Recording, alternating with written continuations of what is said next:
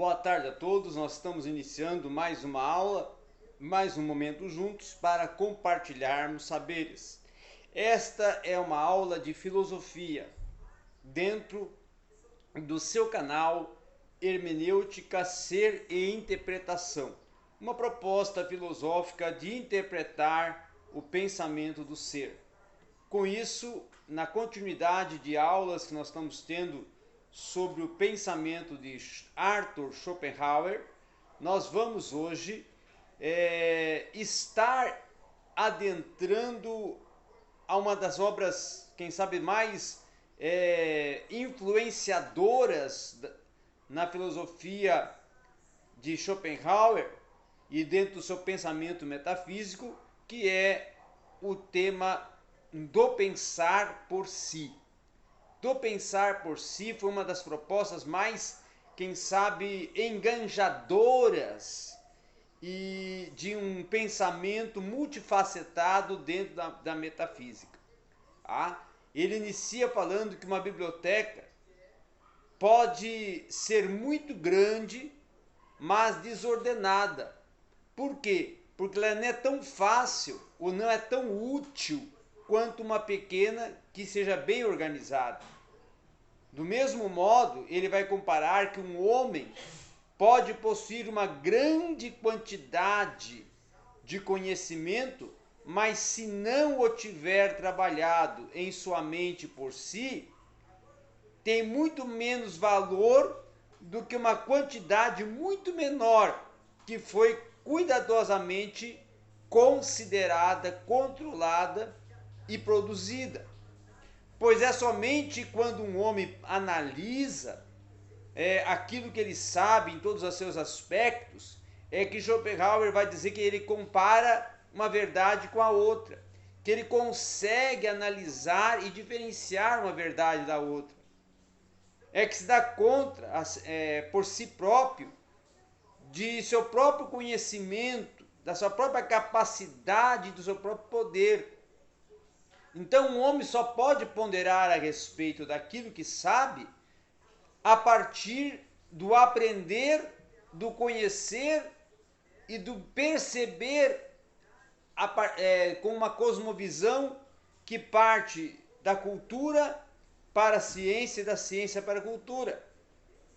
Schopenhauer também vai dizer que ler e aprender são coisas que qualquer indivíduo pode fazer por seu próprio livre-arbítrio. Mas pensar não. Porque o pensar deve ser incitado como o fogo pelo vento. Ele deve ser sustentado por algum interesse no assunto em que está em questão. Então esse interesse, ele pode ser puramente objetivo ou meramente subjetivo. O último existe, que é o pensamento subjetivo, em questões do que nos diz respeito ao aspecto pessoal. Já o interesse objetivo se encontra somente nas cabeças que pensam por natureza, para as quais até nós podemos considerar que o pensar é tão natural quanto o respirar. Mas são muito raras essas questões, por isso ser, na maioria dos homens, postulado como o conhecimento nato, não é? Então a diferença entre o efeito do pensar por si e da leitura sobre a mente é incrível para Schopenhauer, porque ele vai dizer que ler força os pensamentos alheios sobre a mente, e os pensamentos que são alheios ao estado e temperamentos que surgem a partir do pensar vão expandindo a mente numa compulsão externa que é levada a pensar isto ou aquilo, determinado quesito, apesar de que no momento até a pessoa possa até estar sendo inclinada ou motivada a não pensar sobre um assunto. Mas quando um homem pensa por si, ele segue o impulso de sua própria mente. seja pelo seu ambiente ou por alguma lembrança particular, determinada pelo momento ou pelo mundo visível do ambiente de um homem que não imprime até uma leitura do que faz, esse único pensamento definido sobre a sua mente proporciona o material e a ocasião que o levam a pensar naquilo que é apropriado à sua própria natureza, temperamento e motivação. E é por essa razão que muita leitura retira toda a elasticidade da mente. É como manter uma fonte contínua sob pressão. Se um homem não quer pensar por si, o plano mais seguro então é pegar um livro toda vez que não tiver nada para fazer e começar a praticar uma explicação do que leu. Homens do conhecimento, homens da ciência, segundo Schopenhauer, são aqueles que leram as páginas dos livros e geraram delas pensamentos, ideias, pressupostos, construíram a partir dessa leitura, desse ler, um pensamento e uma impressão fossilizada de uma historicidade a partir do que leu.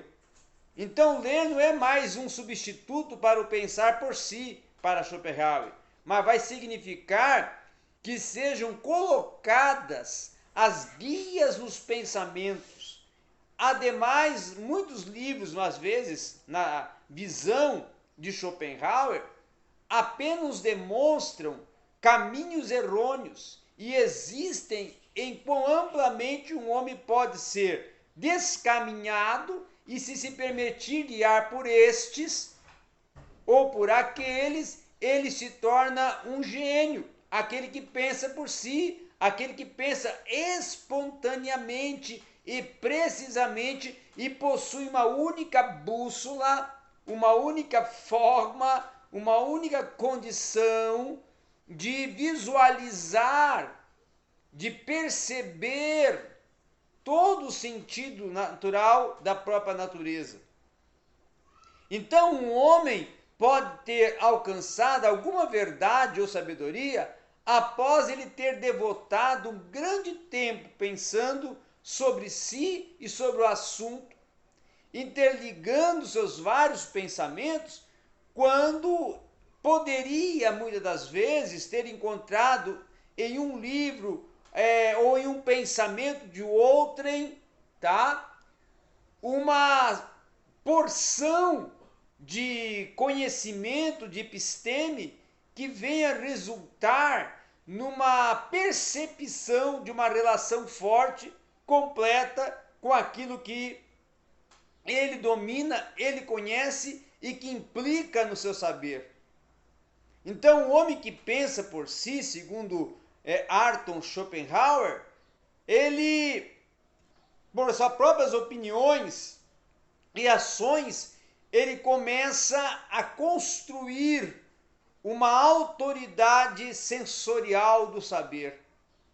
A verdade foi aprendida não meramente como membro ou como elemento artificial para esse homem, mas como um elemento propulsor do seu pensamento e das suas aquisições intelectuais e que vão compor, construir e harmonizar todo um desenvolvimento de saber, de organizar, sistemático, dentro de uma relação, dentro de um significado, dentro de uma ambiência. Com isso, nós temos que compreender que ler é pensar com cabeça de outrem, em vez da própria. É pensar por si e esforçar-se para desenvolver um todo coerente. Um sistema, mesmo que não seja às vezes estritamente completo, ele é propulsor de pensamentos que vão surgindo, da qual muitas vezes mentes distintas que pertencem aos filósofos vão proporcionar julgamentos e argumentos de uma conversação que vai se tornar um pensamento independente das esferas que lhe proporcionaram a fundamentação do saber. Então, o verdadeiro pensador científico, segundo Schopenhauer, na sua proposta metafísica, faz o mesmo que esses indivíduos iliteratos, mas em uma escala muito maior, que mesmo necessitando de muito conhecimento e tendo de ler bastante, a sua mente já é poderosa o suficiente para dominar, assimilar, incorporar o sistema do pensamento e a organização desse pensamento.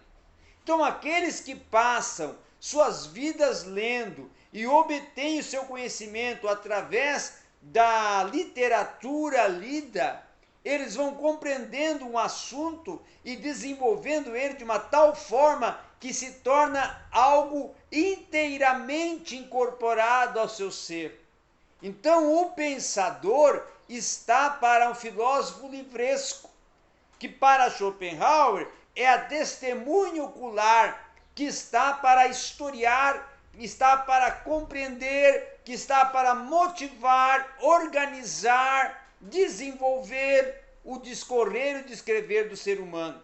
Então, o filósofo, ele é um mero relator e pensador, muitas das vezes, principalmente o filósofo livresco, segundo Schopenhauer, de opiniões distintas, que são ponderações e críticas que ele faz para compor toda uma esfera e um arcabouço de elementos e de temas e de análise e de pressupostos que vão formando em sua mente.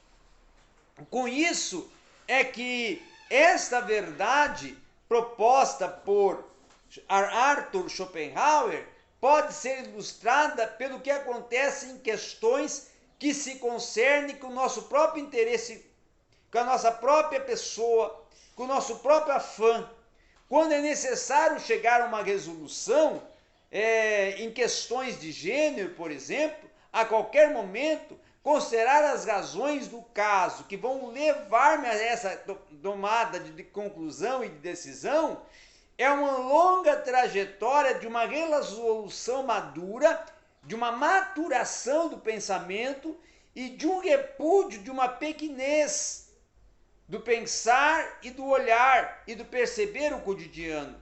Então, essa regra para Schopenhauer, ela aplica-se à vida do intelecto. Em questões práticas, o homem, para Schopenhauer, deve aguardar,